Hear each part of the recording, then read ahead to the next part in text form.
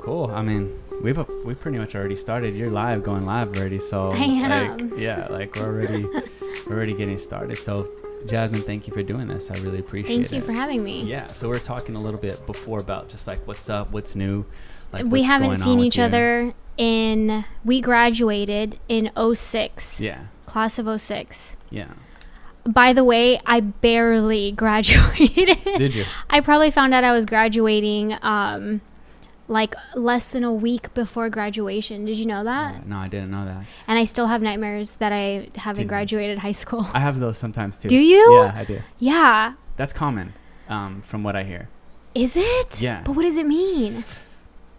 I don't know. It's just one of those things where you feel like maybe you didn't pass a class or you didn't pass a test and you didn't graduate. So I don't necessarily know what it means, but a lot of people tend to have that. I have that, and I wake up thinking like, fuck, I have to go like see Mr. Wong. Did you ever have Mr. Wong? The Asian math teacher? Yeah, I did. I failed his class too. You did? Yeah. Algebra 2. I felt like you had to be good in school. You played sports. Yeah, but you only need like a C average. Trust me, I know. When I played soccer, that's the only reason why I stopped playing soccer was because my grades just fell. Wow. So like I just felt like high school was super easy. I copied everything, but I just felt like at least I put an effort to copy people. So I just felt like it was super easy, you know, to you. Yeah. No. In school for most of high school, you could like move this, whatever. I had no motivation or inspiration whatsoever to do good. Yeah, at home and in school. Like our teachers were amazing. I don't think we had lousy teachers, but I think they lacked a little bit of inspiration. When you don't inspire a child or a kid to want to do these tasks, it's not fun. Yeah. It's like a chore. You have to do it. Yeah. So that's, for me personally, that's why I didn't succeed in school, because I didn't have motivation or inspiration. What? You get a diploma and then you get a job. Like, what about that is inspiring? Yeah. No, I totally get you. Like, inspire me with chocolate. Yeah. Yeah. I don't care. Just give me an incentive besides a letter. That makes sense. That makes a lot of You know sense. what I mean? Yeah. Especially the public school system too. It's a lot more challenging to do well, I think, in the public school system, because for one, you're getting a bunch of kids who are not serious about their academics in the first place, which stems from their parents just being They're too busy with their own stresses, their jobs. It's just it's not as an important factor as it is for people who are going to private school, because the private school sector you got to pay for, so things are more serious in terms of like your financial risk, and those kids got like a head start. But I mean, San Gabriel was, in my opinion, like you said, like playing footsies with me. Oh, sorry. No, my foot, I guess it's just like all the way over there.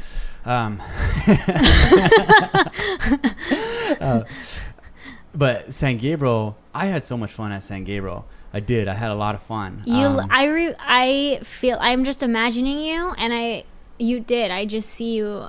You were always so smiley in school. Thanks. Yeah. Friendly. I was also having a good time. That's probably why. Yeah. You did. I had good friends, but I just didn't really care about school. It just came real easy to me. Like, as long as I got like copied, so I could get like the. Did you seriously like copy your way through high school? I did. I copied my whole entire way through high school. Dude, I should have like been closer to you and just. Yeah. Wow. I just would find somebody and copy their homework. And what about tests though? Yeah, see, the test I would fail. Okay. So or I would at least like I was smart enough to get like a D or a C, and maybe even sometimes a B. But yeah. So okay, so when you're a senior, and they still do this when you're a senior, and if you really do well in high school, your senior year is like a breeze, right? You even have less periods. Yeah, I had more periods. I had a 0 period. Didn't we all? Don't we all have 0 periods? No. I had to learn how to add and subtract fractions my senior year. I missed Cartwright's like senior math class. Yeah. I'm surprised. I don't know. I thought Mm. you would have like, so 0 through, how many I had periods? 0 do you have? through 6 because I had baseball theory for 6th period. That's 6th period, Mhm. which doesn't count because you No. just, I would see you guys. You Yeah, guys just just play like hung baseball. around the pancake. Yeah. Remember the pancake? Yeah, I do remember the Oh pancake. my God. Yeah. Maybe I'll drive by there after this. Yeah, you haven't visited since?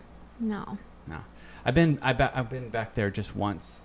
On the campus? On the campus, yeah. During school time, and I saw Mr. Miller.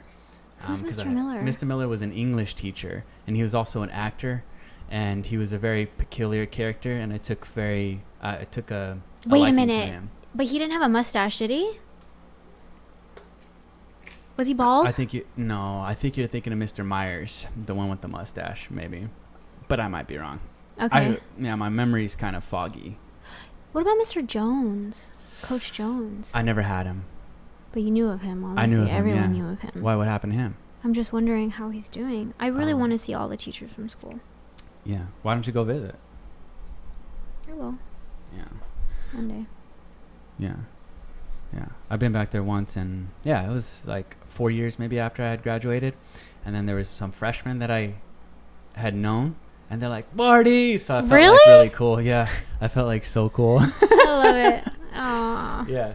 Yeah. But after high school, I was like, oh, okay, now it's time to like start getting serious, right? Like, Really? what am I gonna do with my life? Okay, so next step was PCC. I So went there was too. like, I'm surprised we didn't run into each other.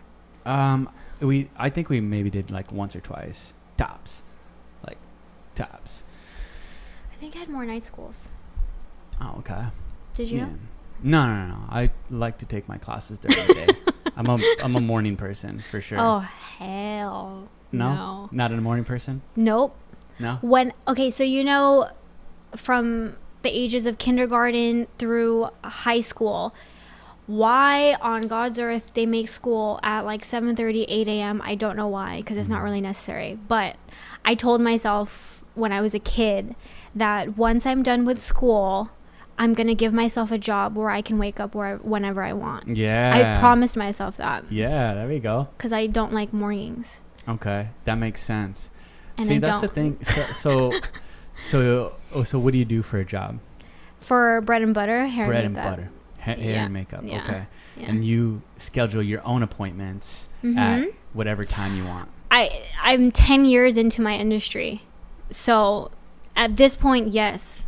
Yeah, I better cool. damn well make my own schedule. That's very cool. Because That's I put so in important. the sweat. Yeah, that's so important these days. I love that a lot.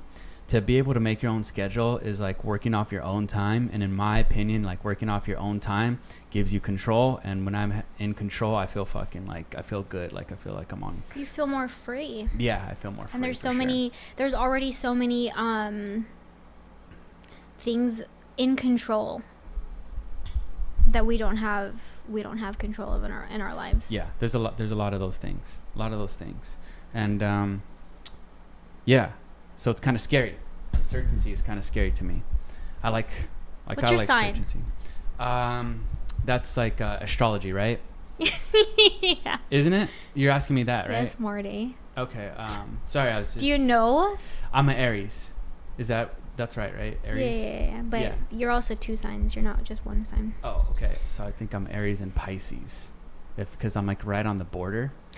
So Does that make sense? yeah, but the reason I'm saying that is because there's a sun sign and a moon sign, meaning there's a sign where what people perceive of you, and then there's a sign which is kind of who you truly are on the inside, but not people don't really see that. Okay. It's So more what of who sign you are. would you do you think I am? What do you perceive me as?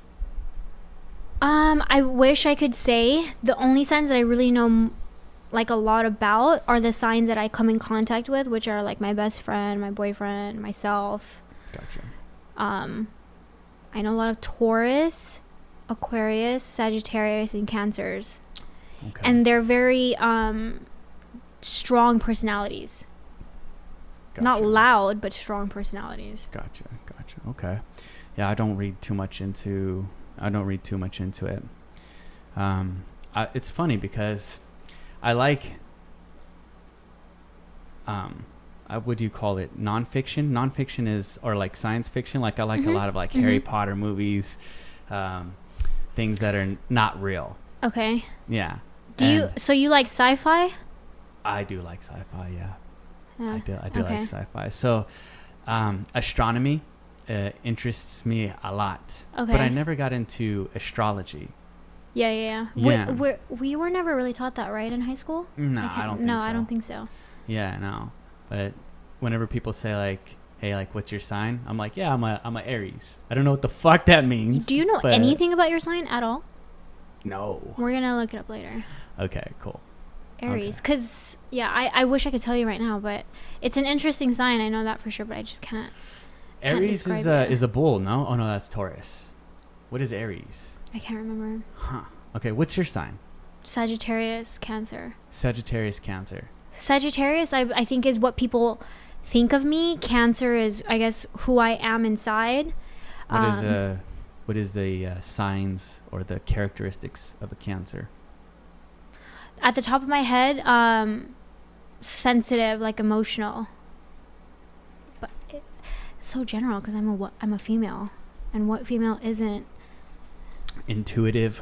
Isn't emotional? Yeah. I think we're born that way. Yeah. That makes sense. Yeah. It's the biology of it. Women are for the more most caring, because you guys have to have children, so you have to have that motherly instinct. You know. Yeah. Yeah.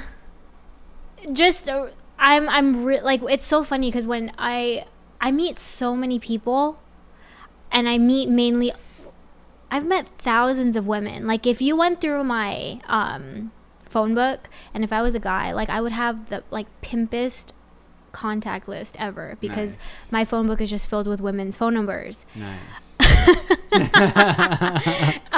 But the reason I'm saying that is because when you meet as many women as I have met, and if I've studied Meisner, which is an acting technique, and one of the number one things that they teach you is reading people's body language, because the body never lies. So I take that with meeting thousands of women, and my whole point to all of that is that from the ages of 9 months to the day that we die, we are basically taught how life should go, based off of their teachings and so on and so on. Who's there? Women?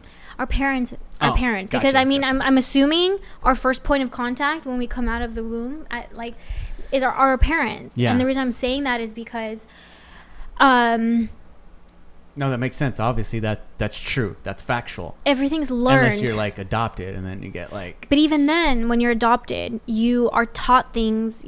Everything in our lives are learned. Yeah. And I'm trying to unlearn everything that I have learned. Gotcha. Because a lot of it doesn't go with what I want in my life. Yeah. You know what I mean? Yeah. Anything in specific? There's so many. I mean, so we were supposed to talk. We had this subject that we were supposed to talk about. Yeah. I wish I could remember it verbatim, but basically it was, at the sake of sounding corny, kindness in this generation, and why it seems like it's harder for this generation, this culture, to be kind, think less of themselves and think more of what the fuck is going on with everybody else. Yeah.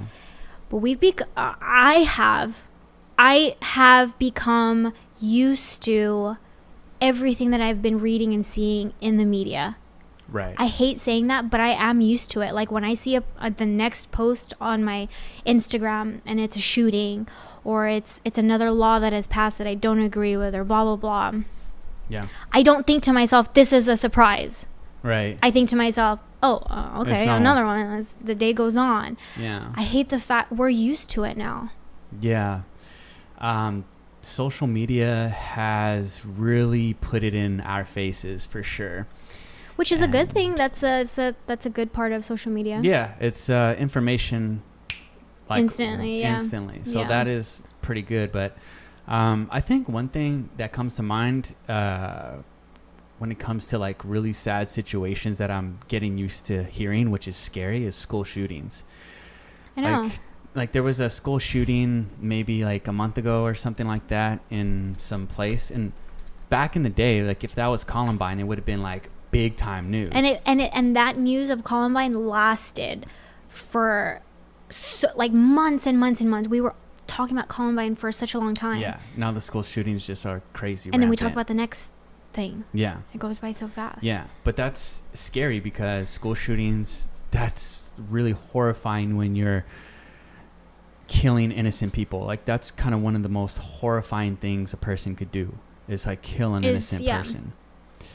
And to have that skipped over is kind of crazy. It kind of numbs. Like we're almost already numb to that situation. We are. Yeah.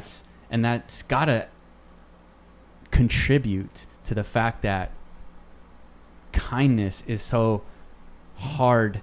It's much more harder to come by these days, because when you see people who are rewarded, and in this case for school shooting by having their name remembered, yeah, then it's like we're giving all this negative positive reinforcement to negative situations. Yeah.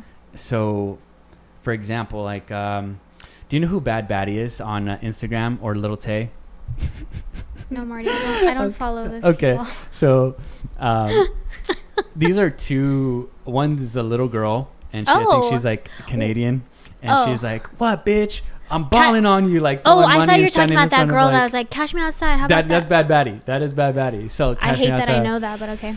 Yeah, exactly. But you look at her Instagram following, and she has like 14 million followers. I know. So when you see that type of characteristics being rewarded with followers and attention, getting attention, then you have a younger generation who looks at that, who is very easily molded by what they're seeing, and kind of like, that's just what I want to do. So you want to do what she's doing. What does she do? Well, she doesn't really do anything. I guess she's doing music or something like now. She has like she's a song rapper, coming out with like Little Yachty or something, which is like good for her. I can't hate on the fact that she found a way to become successful. That's not what I'm talking about here. What I'm talking about is the fact that so many people look up to that, hence the 14 million followers for entertainment or whatever. Have that, like, I was having this discussion on the last podcast about, is that what we become? Just a bunch of consumers who just consume everything that comes out and just take everything for facts, truth. Well, it's hard to argue not, because I think we have. Yeah. We have. But an example of that is, do you know who Simon Sinek is? Simon Sinek. He's amazing. Simon Sinek. Oh, yeah. He had this book, Leaders Eat Last or something. Yeah. He's oh my God, like, he's amazing. Yeah, I like him. And they did an interview with him, and they asked him why he thinks Trump was elected, and he gave the responsibility. We don't want him as president, blah blah blah, but he wanted to give a lot of the responsibility on our shoulders, because he says, okay, if he's elected and Trump is president, whatever, what does that say about our country and the state that our country is in right now? Meaning that all this trap music and everything that just comes out that this generation now is consuming, it's a reflection of where we are as a culture right now. That we are, for the lack of a better word, when you just want to come home and just watch mindless TV, you don't want to think, you just want mindless shit. Yeah. That's basically what's going on right now to me, is that everything right now is mindless. The trap music, there's nothing beneficial about it. I don't agree with the fact that Trump is president, blah, blah, blah. But for America right now, it's a reflection of where we are as a whole. And right now it's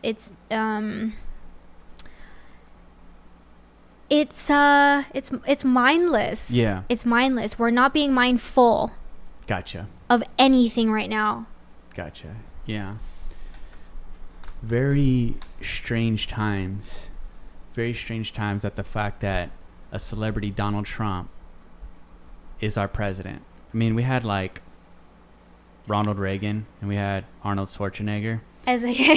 So you think if like The Rock runs, he's probably going to fucking win. The Rock or Oprah?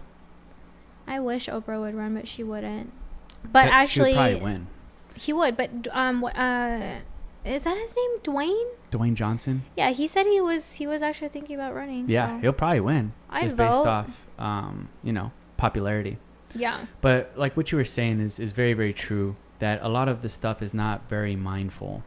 It's a lot of, we almost let the media, whether it's on TV or social, internet, think for us. That's why whenever you watch a movie, you're kind of able just to like slip into the movie. You don't have to think about You don't anything. have to think. It's just like you're just slip there. right in. Yeah. So consuming the entertainment is a real big part of what's going on right now.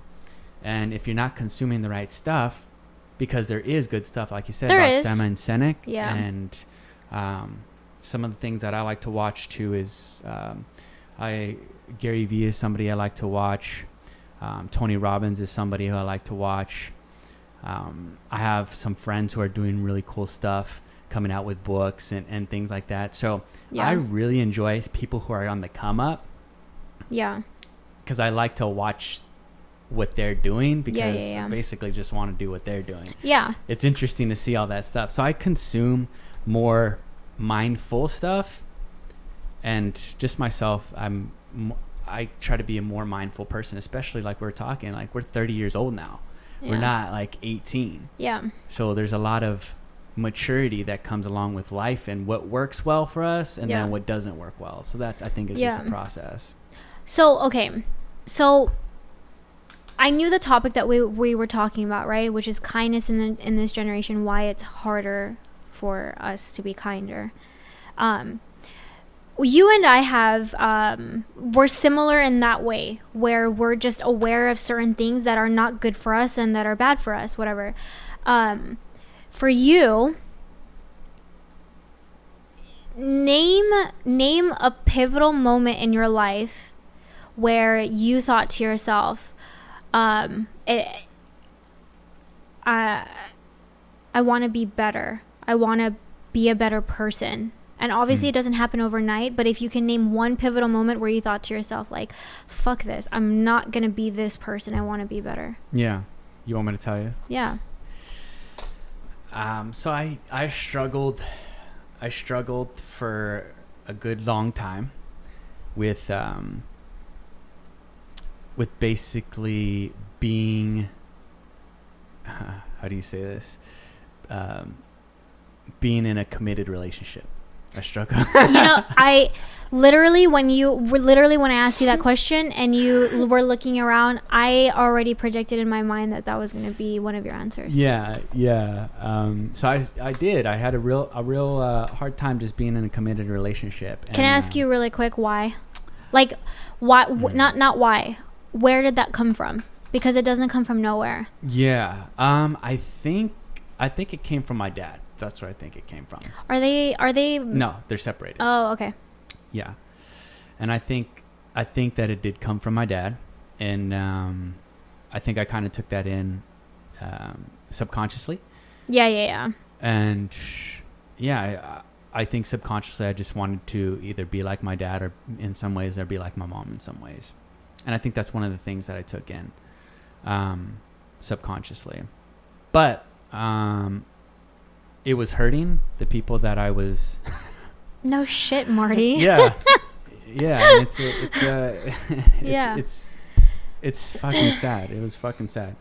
So I wanted to just like be with one person because I just wanted to be in a committed relationship. Yeah. And I went to a Tony Robbins seminar, and he put me through this exercise. He put us through this exercise where he's like, I want you to close your eyes, and I want you to imagine yourself making the same mistake that you're making right now. Uh-huh. And imagine that mistake 5 years down the line, you're still making that mistake. I love that. Okay. Yeah. I love that. So he kept on building it and building it and building it. Now, he said, amplify that times 10. What do you mean? Amplify that mistake and the feeling that you get from still making that mistake. Oh, make it worse, basically. Make it worse. Okay. Make it worse. How does that sound? I mean, what does that feel like? Make a sound how it feels like, oh. It's like, that's fucking, that's so sad. Like that was your sound when you were doing it? Sound. Okay. Like, oh, man. Okay. Just like a nasty feeling in the pit of my stomach. He's like, okay, yeah. now I want you to take that 10 years out. Okay. And amplify it times 100. And basically, I was you wanted to fucking throw up and cry. Yeah. And then basically, boom. I associated so much pain with that. Wow. It was over. That almost, I don't know why that makes me emotional. I can't say for personal reasons, because of like people that I would call out or whatever, but that makes me really emotional because, I personally have never been a cheater. I mean, when I was younger, I liked boys and I dated and stuff, and I wasn't perfect, but I've never really cheated on somebody. Well, that's good. But what's interesting is that hearing you, for some reason, I can like so empathize being in your shoes. Yeah, it was kind of crazy. And I think one of the things that I could empathize or imagine what you would be feeling when you were making those noises is that sound of pain in the other person that you so-called care about. Yeah. And that to me is what would make me want to throw up and cry and like, why on earth, what part of my being wants to do this to somebody else? Like, yeah, it was really fucking me up pretty good. It was fucking me up pretty good. I'm sure. Yeah. I'm going to turn on these All right. So yeah, that was, but thank you for empathizing with me regarding that. I'm going to take that. Like, when you meet people and they tell you certain things and sometimes you take it with you and it's with you it's in your pocket. You take it in your pocket. Yeah. And you're going to take that one? I'm going to take that. And I'm going to take that for myself. I mean, I don't hurt people, but when just bad habits of, I don't know, just wasting time or whatever that I don't like. Doing that and like just imagining yourself doing that shit for the next 10 years and where are you at that point? It's not good. No, it's not good. It wasn't good. I mean, it was a lot of fun. Like I had a lot of fun. Yeah. But it wasn't happy. Like I wasn't happy because I was hurting people in my life that I cared about, and I just didn't know what was going on with me. Like why, like I was the way that I was. Yeah. And yeah, so how about you? Like, what do you think is a pivotal moment for you? Well, I don't know why did you ask me that question? I always assume like you want to have a the reason I'm saying that is because when people say people don't change, I don't believe that. I think that you're the same person, but like a more evolved person. And the reason I'm saying that is because with the subject that we have, it sounds bad, but I was telling a friend that, with all of the school shootings and Trump not doing anything about the laws that are going on with gun control, if something were to happen to his child, that would be his pivotal moment to be like, I need to change shit. Do you know what I mean? Gotcha. And most of the time it sucks, but it has to happen to you personally for you to actually do something about it. Other than that, you live the rest of your life doing bad shit and making bad choices. So for me, I've always been curious about people. I don't know where it came from. If I could just name one thing that was pivotal for me,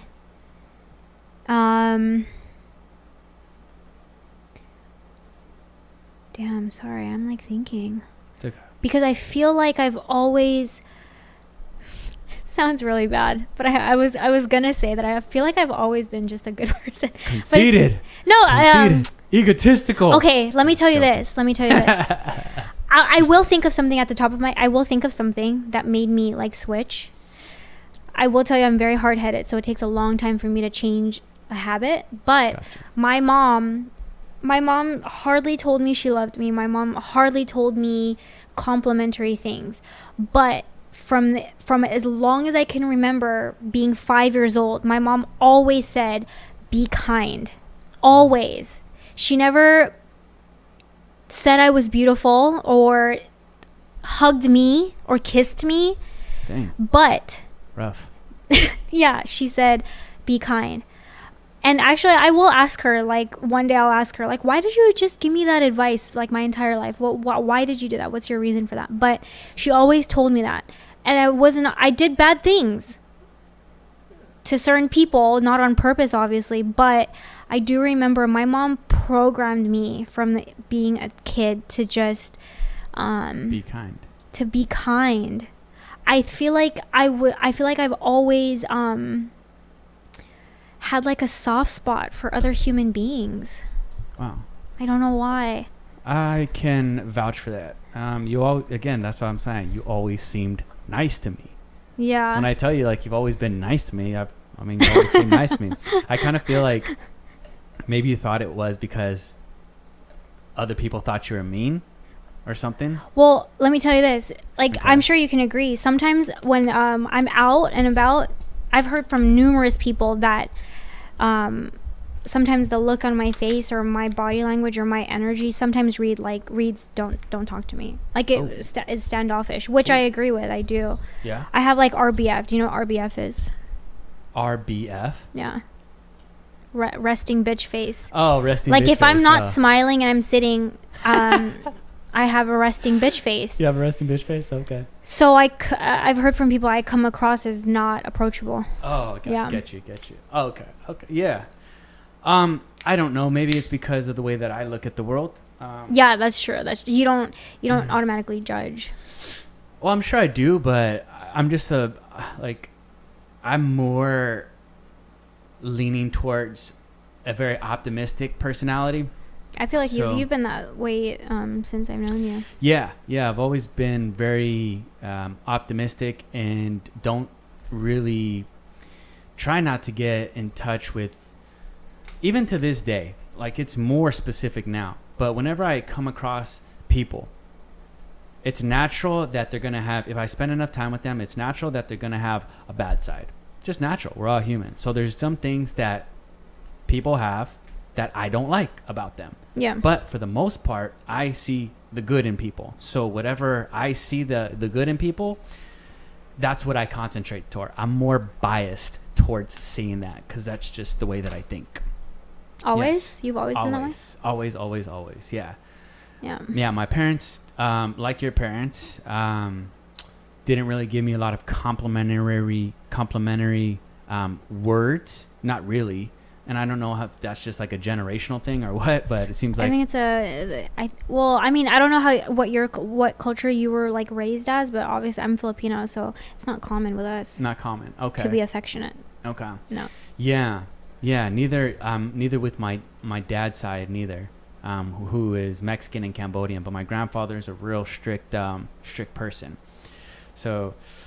Is he still alive? Yeah. Mm-hmm. Oh. That's interesting. Yeah. Where is he? He's in Cambodia. Has he ever come here? Mm-hmm. Oh, okay. Yeah. He tries to come down like once every year or so. Yeah. Just to visit doctors over here and things like that. But yeah, never, that kind of passed down to my dad, and then my dad kind of passed that down on to me. Never said good job or I know, right? Like that. Yeah. You know that when I played soccer for 2 years in high school, my mom I don't think she even knew that I played soccer. Oh, did you tell her? No. Okay, how's she gonna know? I think you know what? No. I have to have told her. How am I going to get money to buy my... Your uniform? Yeah. So she had to have known. Oh, you know. Where would I didn't have a job. Where did I get that money? I'm just joking. I'm like thinking now, like I don't even know if she knew. Or maybe I just didn't hear it when I was younger. But that's yeah. You know what? It's so funny. That's interesting because we're all in our own like bubble. That sometimes the things that the people around us do, we don't recognize as love. Yes, this is true. Have you heard of the 5 love languages? Oh yeah. Yeah. Mm-hmm. One of them's like affection, like physical touch, right? Physical touch. Another one's gift giving. Another one is compliments, right? Okay. And then there's a couple more. One is like quality time or something. Quality time, yeah. And then there's some other. But I would always notice this like with my grandma. Like I would write these like really nice letters to my grandma for her like birthday or Christmas or anything. Yeah. But I wouldn't give her like an actual gift. Okay. And she'd always be like, Mijo, you can't just give me a letter. Oh my, really? Yeah. And I was like, I spent a long time thinking about these words, you know? That is so funny. But was she joking or was she being sarcastic? No. She needs to receive gifts. Oh my gosh, that's so funny. It's very funny. And I didn't understand it until I read that or saw a video on that. Wow. Yeah, so that was funny. But maybe the way that I receive love, I like affection, I like hugs, and like I like to be affectionate, and then also like words of affirmation. Like so I like you had to be 2. told. Yeah. I think are we supposed to have 2 I think in like that quiz? There's 2 that we generally Yeah, okay. I had 2 too, I think. I don't even remember what they were. Yeah. So maybe like when my dad was, I don't know, because my dad always showed up to my games. Okay. So that is in itself like a form of love. His way. His way. Maybe like spending quality time is the way that he interprets love, you know? But he didn't tell me Good I don't job. remember him telling like, hey, good job or anything like that. So yeah. But it's interesting because we tend to focus more on the bad stuff that has impacted us traumatically as opposed to the normal everyday kind of like good stuff that comes along. I was, I don't know who it was, Tony Robbins or somebody. A lot of these like people say this commonality with our brains. Our brains are wired to protect us. Yes. So when the first spanking happens as a child, our brain automatically saves it and says to ourselves, we need to protect ourselves from being spanked again or protect ourselves from this. Yeah. So when we remember the bad things, it's because our brains are just constantly trying to shield us from being hurt again. So we save it more than, we're happy right now, let's save that and let's do things that make us more happy. So we just, our brains are more programmed to remember the bad things from protection than remembering the good things. Yeah, and I think once you accept the fact that our brains, at least to me, there's so much history and patterns and habits in our minds that are not really us in the present moment. It's just automatic. Yeah. And it's just from protection. Yeah. And we have to, and somebody, I love this thing where somebody was saying that they put their fear in, they made their fear like a friend. Because usually we try to make fear, we try to stay away from it. And like, I'm not scared, I'm not fearful, I'm going to be strong. And push it away. Rather than this person, I forgot who it was, she made fear her friend. And one time she was driving to something that she was nervous about. Yeah. She got fear, and she put fear in her passenger seat. And she put the seatbelt to make sure fear was protected and okay, because now it's her friend. Now she wants to keep it with her. And she was talking to her fear, her friend, and saying, it's okay. Like, I know you're scared for us right now, but I got this. Like, I got it. Yeah. Like, you can stay here and wait for me after this interview, and I'll get you something to eat or something, but stay here. Like, that's kind of interesting. So instead of making fear something we need to stay away from, making it a friend. Yeah. Tony Robbins talks about that too. When I was at a seminar, he said that like we're afraid of things, and we are like, our brain just puts up that mechanism, like a defense mechanism, to stay away from it. But if you can analyze the situation, and if it's not like a life-threatening or physically threatening situation, then fear in that case is just, I mean, it's a response from our amygdala in our brain, which tells us either fight or flight or freeze. And if it's not, that's just very old programming, so that we didn't get eaten by bears and shit. But now there's no bears really that are endangering us because we live in cities or whatever. So now the fear is maybe embarrassment, maybe it's failure, rejection, some of these things. But if you could analyze the situation and say, hey, is this going to physically hurt me? Then if no, you can go ahead and move forward with taking the risk. It just makes it a lot more easier. So yeah, I mean, I think that's a very interesting point. And Tony was he brought somebody up on stage, and he was like, all right, pretend I'm fear. And Tony is like a 6'7" giant He's guy, huge, right? And then the guy who he brought up was maybe like, I don't know, 5'9", 5'10", or whatever, my size or whatever. So I was like, pretend I'm fear and try and drag me around the stage. Try to drag me around the stage. And he was trying to like pull Tony, and he was like, there's just a lot of like force of like a lot of drag, so to speak. And it's just heavy. But if you're able to move along with fear and maybe like make fear like a dance, maybe even make fear your friend, it's like, hey, come on, I know this may be fearful or this may be a scary situation, but I got this. Don't worry about it. It's like I said earlier, I don't know if we were recording, but it's there's a lot of unlearning that a lot of people I feel like should be doing right now. I agree a lot, because a lot of the things that we learn are just really like emotionally associated memories of things that happened to us in the past. And a lot of times our emotions are not driven by the present moment, and in those circumstances they're driven by some past whatever the hell happened, and then that will drive us, which has nothing to do with what's going on in that moment. This is so funny, because on the last podcast, me and my friend were talking about this, and he's spent the last 4 years in Holland and going to Nepal and retreats and meditation retreats and things like this. And he's been studying spirituality. And one thing that he talks about is free will. We're talking about spirituality, and we're talking about free will. And it's like, are we truly have the will to move about our lives however we want to move about our lives, make the decisions that are going to be in our best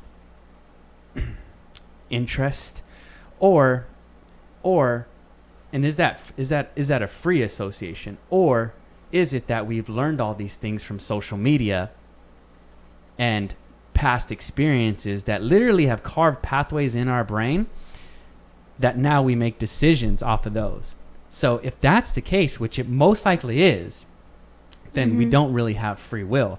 It's just all these patterns that we've created over the years that now are guiding our life. And a lot of the stuff is just, it's not beneficial. Fuck if it's right, fuck if it's wrong. Is it beneficial? Like I'm the type of person that I don't care what it is. Like, I'm not religious, but if I found something religious like Jesus Christ or like Buddha or Muhammad, I don't give a fuck whatever it is. If it's beneficial to my life and it's adding happiness, I'm going to take it in. That's just what I do. It makes sense to me. I need to optimize the happiness in my life. And if it's something that makes me happy, I'm going to take it in. I don't really care what it is. But I would consider you one of the lucky ones, because very lucky. What you consider lucky brain. What you consider beneficial to you are those things, which I agree with. but there are a lot of people that consider certain things beneficial to themselves, to them, that are on a completely different I would have to say one caveat: as long as I'm not hurting anybody, like physically or emotionally, then I'm okay with it. But if you're talking about, if you're like Hitler and you're like your mentality is like, oh, this is for the good of mankind, but you're like killing a bunch of people, then it's just a way different thing. Just a way different thing. What are some of the things that I guess you feel like the masses have as a standard mindset? Because we're talking about, I mean, there's a lot of mentally ill people, and maybe it's not to the severity of schizophrenia or some type of like really serious disease like that, but maybe it's something like anxiety, or maybe it's like something like depression or something along those lines. And that is serious, man. That is serious. And I feel like that's like a good majority of people. Well, I think one of the things that this generation lacks, and I lack it all the time, is willpower. Willpower. Yeah. Like, I need to get up at 5 and go to the gym, but I don't have. I think there are thousands and thousands of people, including myself, that want to be happy, but sometimes don't have the willpower to do the things that make them happy. But at the end of being happy, I think it comes full circle. I think being happy also entails making other people happy and being in the service of what makes other people happy. Yeah. Because to me, it comes full circle. I don't think you can be happy for the rest of your life without helping one single person. That's what life is, that if it's just all to yourself. But anyway, with I think willpower is what people with Instagram is the biggest platform right now. And if there's a 15-year-old boy or girl that has always wanted to be a veterinarian and kept that willpower to be a veterinarian and wanted to help animals, then they go along their lives looking at Instagram, YouTube, rappers, singers, magazines, whatever the hell it is. That willpower goes away because they're basically swallowed up by this culture right now. So I think willpower, if I were to ever have a child, one of the things that I would teach them is willpower. Like I would put them through certain different things, like physically and emotionally, to test their willpower. Yeah. Because I would want to teach my child, if you want this Hershey bar at the end of the week on Sunday, will you have the willpower to make your bed every single day? Gotcha. And do that until they're 13 years old and see how much fucking will that gives them as an adult. Yeah. To follow through with their word. Wow. Yeah, that's a good way to do it. Provide some incentives, because you've been talking about that like in high school, that you weren't incentivized by just getting a letter grade or something. That's not. So then, why do you think the majority of people lack the willpower? Because they're not incentivized, maybe? Because I feel like if you have a good incentive to get towards your goals, then you are excited to do it. Yeah, then you're excited to do that. And we weren't. I wasn't. I doubt you were. Right. This is very true. Yeah, like, I mean, even at home, did your parents tell you, like, if you come home with this report card, you can get this? They never really rewarded me, just punished me. Same. Yeah. So the incentive was not to get ass beat. And there's nothing motivational about that, or inspirational. Motivational maybe, because you like, the motivation is like, you don't want to get your ass beat, or you want to get grounded or whatever it is, but it's not very inspirational, not at all. And they say, or Tony says, people change for two reasons, either desperation or inspiration. So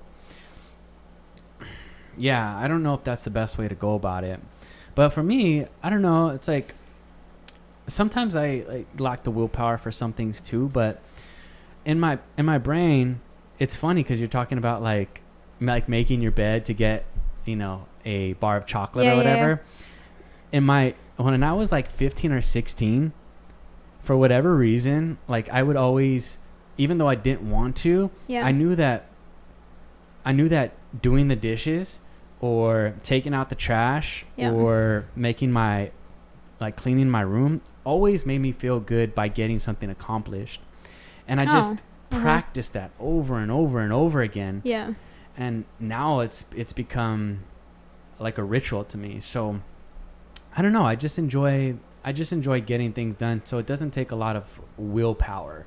Like the incentive for me to get something done, that is the incentive. That's interesting. Yeah. I like getting stuff done. A lot of people are not like you. Yeah. Yeah. I'm sure you see it. Yeah. Yeah. I'm sure you see it. Yeah. Because I'm definitely not that kind of person. No. So you don't like make your bed in the morning? Is that what you're saying? Or like when you say you lack the willpower? Out of the 7 days, I make my bed maybe twice in that week. But when I do, it feels nice. No, I don't make it real nice. No, you just kind of because my freaking comforter doesn't fit my bed. It's I need a bigger. Yeah, it's too short, so it doesn't even fucking look nice. Like I need to buy a bigger one. But So what things do you say? Like, I mean, because right, you have like a. Unfortunately, my type of personality, I have to get to a desperate point for me to really change. The inspiration is a lot harder to come by. I don't know why. That's like normal for, like you said, like most people. But I feel like I'm like exceptionally like you need uninspired. To be getting your ass kicked. Yeah, dude. In order to change. I know. I hate it. Is that what it is? Yeah. Okay. Yeah. That's what I said earlier. It takes me a long time for me to really for it to really get in my brain or in my habits. Yeah. But yeah, I think that's a really important subject, because whenever I write stuff down on paper, it just frees up my mind to think about other things. And if I have it on paper, then I won't forget. Like it's down on paper. Yeah.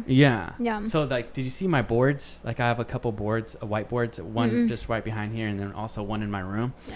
Because I like to surround myself. Like I got my diploma right there. I got these books. I got the camera, the box for my Shure SM7Bs. I like to travel, so I keep a picture of the map right here. You know, I got like all this stuff. Talking about being mindful of things that you put in your mind, I am really, really good at that. Everything that is in my life, whether it's my passwords to just the stuff that I'm surrounded with, I intentionally know that whatever I'm surrounded with, that's what's going to impact my life. So I want as many things in my life constantly reminding me all the time at an even subconscious level, to where I'm typing in my passwords to remind me of like success, happiness, health, friendship, love, all this stuff. I like that. I even did a video about like tips on helping you to create that for yourself, about how to create passwords that are subconsciously, or how to create passwords that are difficult to crack but at the same time easy to remember, and they're meaningful. So everything that I have in my life, I just try my best to surround myself with stuff that I want in my life. So it's interesting that you say like it's hard to have willpower. I can't even really like empathize with that. It's hard for me to like even feel what that is. Like whenever I'm binge watching a Netflix special or a Netflix show, I can never make it through the whole series just like sitting down at a couch. Like I have to get up, I have to like go grocery shopping, I have to like do something, because I feel like slipping into the mindlessness, it's very frustrating for me. I have a lot of pain when I'm not being productive. Yeah. I don't know where mine comes from. I can't even associate it with my mom. My mom didn't really raise me because she was always working. Yeah. I was always around my cousins and my aunts and uncles, and I just don't know where that could stem from. But it doesn't even matter at this point because I'm aware of something that that's not a good habit. No. And it doesn't really matter the reason behind it, just as long as I can change it. Yeah, flip it. Yeah. Which I am practicing. Good. I really believe that I am. I used to be really messy. Like messy. Yeah. Like really messy. Just like leave shit everywhere. Yeah. I'm not anymore. Well, see, that's super important. Yeah. Yeah, that's really important. So Yeah. that's one thing. Because when I look at you, I think like, look, you look like you got your shit together. Like an organized person? Like, yeah, just, Oh. like Okay. you're wearing cool clothes, you speak well, you're friendly, drive a cool car.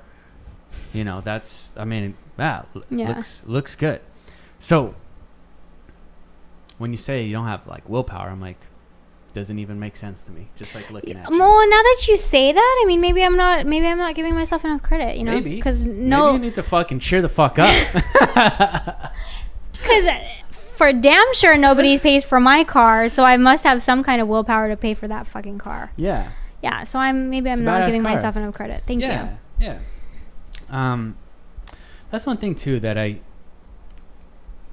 don't think a lot of people do is give themselves credit for the work that they do. I know. Yeah. I agree. I think something that's really important because emotions are very strong, and build a memory in people's brains. And Cristiano Ronaldo, right? Yeah. So whenever he scores a goal, he gets pumped, right? So it's built in his physiology, like, damn, that feels good. That feels good. He celebrates that shit the way that he wants to celebrate it. Yeah. So whenever I accomplish something really well, like, I try to give it extra attention because I enjoy that feeling. Yeah. And that's moving towards inspiration as the motivator as opposed to desperation. Yeah. Yeah. Yeah. So No, I don't think you give yourself enough credit. I like that because I might not be setting as many goals as you, but when I do hit a certain something, positive that adds to like my life right now financially, I don't stop and think about it. It's just automatically move on to the next day. Yeah. So I like that. I'm gonna do that. I'll do that. Yeah. When I remember to celebrate the fact that stop for a second and be like, hey, this feels good, or take a celebration dinner, or do something along those lines. Because I will. What you're describing almost feels like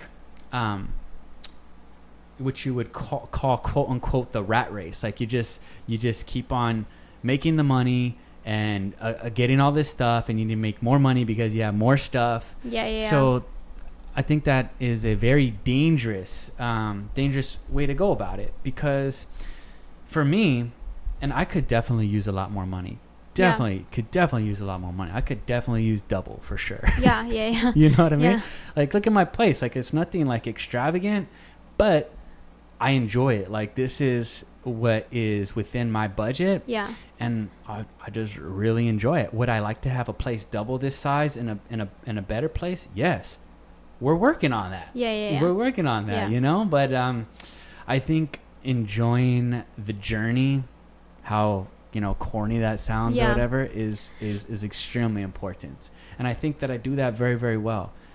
I think that taking the time each day to like appreciate that you have another opportunity to, say, for example, have the awareness of, say, a lack of willpower, and then try and do something to fix it or to improve upon it. That's the way that I look at it. It's like another day. It's another opportunity to improve. Yeah. No, I agree for sure. Yeah. So, I don't know. Is there any anything still lingering on your mind that you want to talk about? I feel like I've just been talking too much, man. No. Well, I know what we came here to talk about. Do you feel like we talked enough about it? I feel like we barely like briefly touched on it. I think we talked about it, like, not, I wouldn't say enough, but we did talk a good amount about it. We can do another one another time. I just, for me personally, I know when I knew that I was gonna do this podcast and talk to you, it was one of the first things was, okay, getting to catch up with you, and 10 years later see where we were in each other's lives. But also my second intention coming over here when I got your message was, if one person hears this, Yeah. and even for 10-15 seconds thinks to themselves, does this apply to me, or I relate, or just some kind of tingle shift or something in them, Some feeling. then I did enough. Yeah. Do you know what I mean? Yeah. And with the subject that we were talking about, I think, oh, can you press that? Flimsy ass camera. I mean, What'd you say? with your flimsy ass tripod or whatever the fuck it is. What the fuck is You that will thing? you will think of me. You will think of me when one day you're in a random corner. Trying to take a selfie. No, not even trying to take No, a selfie. girl, I don't take. No, not even trying to selfies. take a selfie, but you might want to do a podcast somewhere on the street, and there's Gotcha. nothing, and you're going to think of me because you're going to be like, damn, I was talking so much You're shit probably right. You're probably right. about that ugly ass contraption that I wish I had it. Because that literally will attach to anything. I gotcha. Anyway. No, that makes sense. That makes sense. I'll tell you what. The reason why I do the videos that I do is because, again, I believe in that same philosophy. If I'm able just to help one person change their lives, because that's like, I'm good. I feel like I've done my purpose here. Like, but I'm talking about the more that I do it, like, I want to help like somebody change their shit, like just change it. At the beginning, it was like I just wanted to help out people, like do things. But the more and more I do these, and I get comments from people who come up to me who are friends of mine that are maybe not really close friends of mine, but maybe friends of a friend, have come up to me and say, I really like your videos. They make my life better. That's a really important testimonial to what I'm trying to do. So people watching this, I'm positive that whatever you just described that you would want to have happen will happen. Mm-hmm. Yeah. And the more that you do like have these types of conversations, the more opportunity for people to have that feeling occurs. Yeah. So this is definitely, I mean, we did like an hour and 10 minutes now, and I don't have a huge following, but I'm pretty sure this video will reach 100 people, because that's kind of like where I'm at right now, 100 views. And it's crazy because, you know, I was talking about this. I just post up like a 1 minute quick video on Instagram, and you can see the views, and it says like 100 views. Yeah. I'm like, oh my fucking goodness, I did that in 1 minute, and this takes me like all the setup. Yeah, because I mean that you have to consider the fact that the generation after us right now, their attention span is way less than ours. Yeah. Imagine our attention span right now. What will catch us within the next 30 seconds? Now, like half that. Yeah. And that's the attention span of 18, 19, 17-year-olds. Yeah. Like, it's so short, and it's getting shorter. Yeah. But I'm really not trying to reach those people. I'm really trying to reach people who are probably like from like 25 to 40, I would say 25 to 35, 40. So as far as the attention span, like I feel like I'm right in the sweet spot. Like you said, the younger people, maybe I'll do like 1 minute videos for them, you know, do some Yeah. whatever, but Yeah. the primary audience that I'm going for is like people our age. Yeah. Yeah. Yeah. But the people our age, I'm pretty sure will see this, and they'll at least have a consideration of like a thought of, hey, am I really just a mindless fuck? And the answer is, you are, motherfucker. You are. or at least just like at points in time, because even like everybody experiences that, where you're just so inundated by whatever's going on your phone that you kind of just slip into some mindlessness. And I think something that you tried to do is bring back mindfulness. Yeah. So let's end on that. How about we do that? Okay. Cool. Thank you for having me. It was fun.